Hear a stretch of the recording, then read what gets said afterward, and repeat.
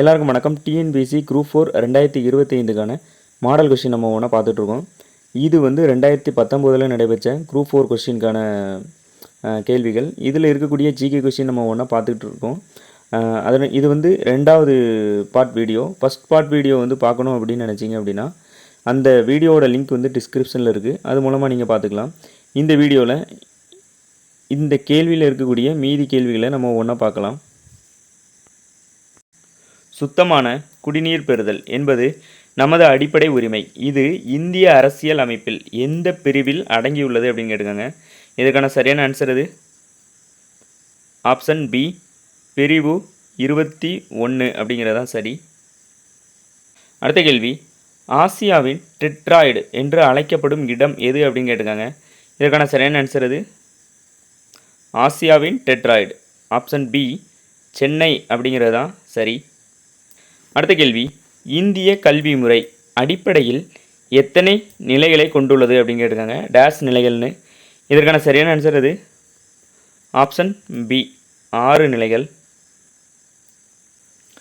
அதுக்கு அடுத்த கொஸ்டின், தமிழ்நாட்டில் முதலமைச்சராக காமராஜர் பதவி வகித்தது அப்படின்னு கேட்டு எத்தனை வருடங்கள் அப்படின்னு கேட்டிருக்காங்க. இதற்கான சரியான ஆன்சர் அது 9 வருடங்கள்.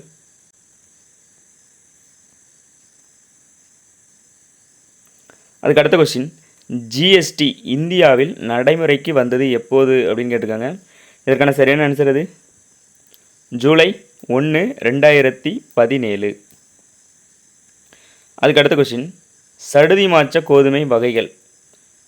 இதில் எது சடுதி மாற்ற கோதுமை வகை அப்படின்னு கேட்டிருக்காங்க. இதற்கான சரியான ஆன்சர் இது சார்பதி சொனோரா அப்படிங்கிறது தான் சரி. அதுக்கு அடுத்த கொஸ்டின் பாருங்கள், எந்த கூற்று தவறானது அப்படின்னு கேட்டிருக்காங்க. சிந்து சமவெளி மக்கள் சுட்ட செங்கற்களை பயன்படுத்தினர்.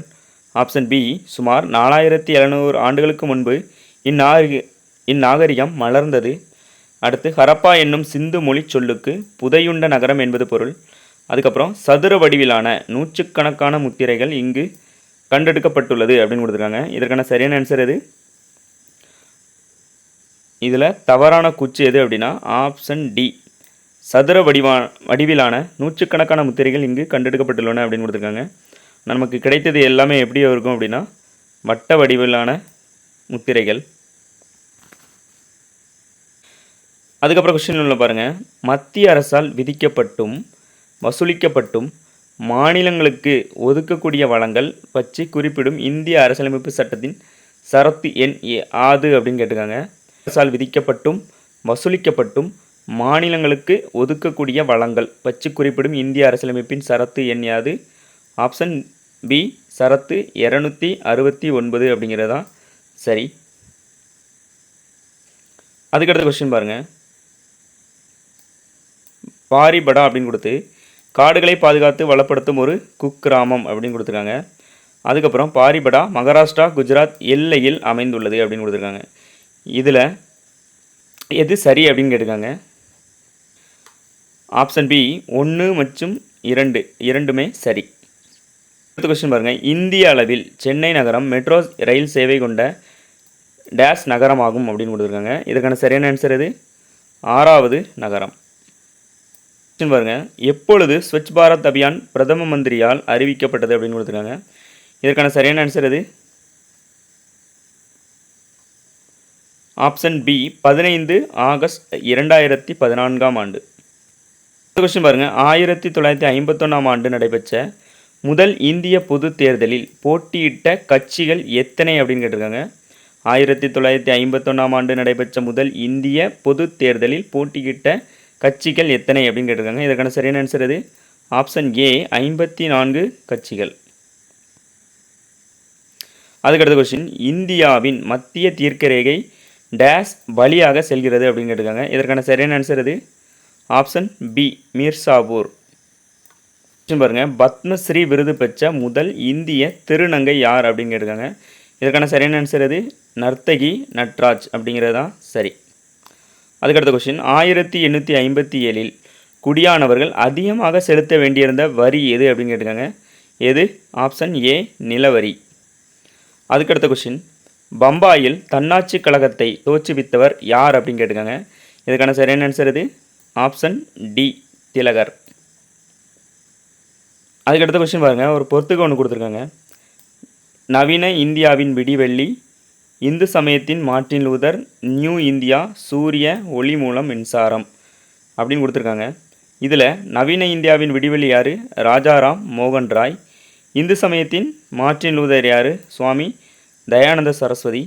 நியூ இந்தியா அப்படிங்கிறது யாருடைய பத்திரிகை? அன்னி பெசன்ட். சூரிய ஒளி மூலம் மின்சாரம் வந்து எங்கே? ராமகிருஷ்ணா மடம். ஸோ ஆப்ஷன் பி 2, 4, 1, 3 அப்படிங்கிறது சரி. அதுக்கடுத்த கொஸ்டின் பாருங்கள். டேஸ் குழுவின் பரிந்துரையின் அடிப்படையில் மத்திய கண்காணிப்பு ஆணையம் அமைக்கப்பட்டது அப்படின்னு கொடுத்துருக்காங்க. இதுக்கான சரியான ஆன்சர் இது ஆப்ஷன் சி, சந்தானம் ஊழல் தடுப்பு குழு. அதுக்கடுத்த கொஸ்டின் பாருங்கள். இந்திய உச்ச நீதிமன்ற தலைமை நீதிபதி மற்றும் பிற நீதிபதிகளை நியமிப்பவர் யார் அப்படின்னு கேட்டிருக்காங்க. இதுக்கான சரியான ஆன்சர் இது ஆப்ஷன் ஏ, உச்சநீதிமன்ற நீதிபதியை நியமிப்பவர் யார்? குடியரசுத் தலைவர். அதுக்கு அடுத்த கொஸ்டின் பாருங்கள். நகர்பாலிகா சட்டம் சார்ந்த சட்ட திருத்தம் டேஸ் ஆகும் அப்படின்னு கொடுத்துருக்காங்க. எத்தனாவது அமெண்ட்மெண்ட் அப்படின்னு கேட்டிருக்காங்க. 74வது சட்ட திருத்தம். 74வது சட்ட திருத்தம். அதுக்கடுத்த கொஸ்டின் பாருங்கள். கீழ்கண்டவற்றில் எந்த யூனியன் பிரதேசம் தனக்கென்று மக்களால் தேர்ந்தெடுக்கப்பட்ட சட்டமன்றத்தை கொண்டுள்ளது அப்படின்னு கேட்டிருக்காங்க. இதுக்கான சரியான ஆன்சர் இது ஆப்ஷன் சி, புதுச்சேரி. அடுத்த கொஸ்டின் பாருங்கள். மக்களவையில் மக்களால் நேரடியாக தேர்ந்தெடுக்கப்படும் உறுப்பினர்களின் எண்ணிக்கை யாது அப்படின்னு கேட்டிருக்காங்க. இதற்கான சரியான ஆன்சர் இது ஆப்ஷன் சி, 543. அதுக்கடுத்த கொஸ்டின் பாருங்கள். 1978 44வது அரசியலமைப்பு சட்ட திருத்தத்தின்படி அடிப்படை உரிமையிலிருந்து நீக்கப்பட்ட உரிமை எது அப்படின்னு கேட்டிருக்காங்க. எது நமக்கு? ஆப்ஷன் சி, சொத்துரிமை. 1978 44வது அரசியலமைப்பு சட்ட திருத்தம்.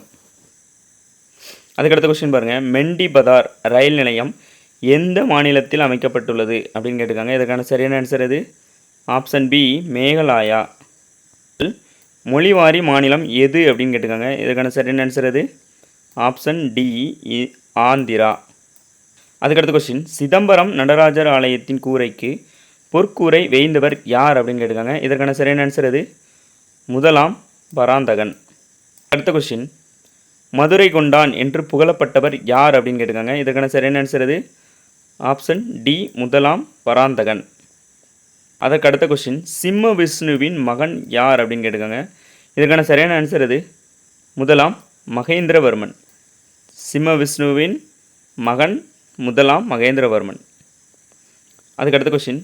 மேற்கு மத்திய ரயில்வேயின் தலைமையிடம் எது அப்படின்னு கேட்டிருக்காங்க. எது நமக்கு? ஜபல்பூர் அப்படிங்கிறது தான் மேற்கு மத்திய ரயில்வேயின் தலைமையிடம். அதுக்கடுத்த கொஸ்டின் பாருங்கள். பின் வருவனவற்றில் சரியானது எதுன்னு அப்படின்னு கொடுத்து சுவாச வீதத்துக்கு வந்து வெவ்வேறு இது கொடுத்துருக்காங்க. பின்வருவற்றில் சரியானது எது அப்படின்னு கேட்டிருக்காங்க. இதில் நமக்கு எது சரி? ஆப்ஷன் ஏ, சுவாசம் வீதம் அப்படின்னா என்ன அப்படின்னா வெளியிடப்படும் CO2வின் அளவு பயன்படுத்தப்படும் O2வின் அளவு அப்படிங்கிறது தான் சரி. ஒரு மின் வேதிக்கலனில் எதிர்மின் வாயில் நிகழும் வினை எது அப்படின்னு கேட்டிருக்காங்க. இதுக்கான சரியான ஆன்சர் எது? ஆக்சிஜன் ஒடுக்கம். அதுக்கு அடுத்த கொஸ்டின். பொதுவாக பயன்படுத்தப்படும் பூச்சிக்கொல்லிக்கு எடுத்துக்காட்டு எது அப்படின்னு கேட்டிருக்காங்க. எது? டைக்ளோரோ டைஃபினைல் ட்ரைக்ளோரோ ஈத்தேன் அப்படிங்கிறதான் சரி. இதுக்கு அடுத்த கொஸ்டின் பாருங்கள். கீழே கொடுக்கப்பட்டுள்ள தனிமங்களை அதன் லத்தீன் பெயர்களோடு தொடர்பு படுத்தவும் அப்படின்னு கொடுத்துருக்காங்க. லெட் அப்படிங்கிறது நமக்கு என்ன வரும் அப்படின்னா பிளம்பம். ஆன்டிமனி அப்படிங்கிறது ஸ்டீபியம். டின் அப்படிங்கிறது ஸ்டேனம். பொட்டாசியம் அப்படிங்கிறது காலியம். ஆப்ஷன் சி 2143 அப்படிங்கிறது தான் சரி.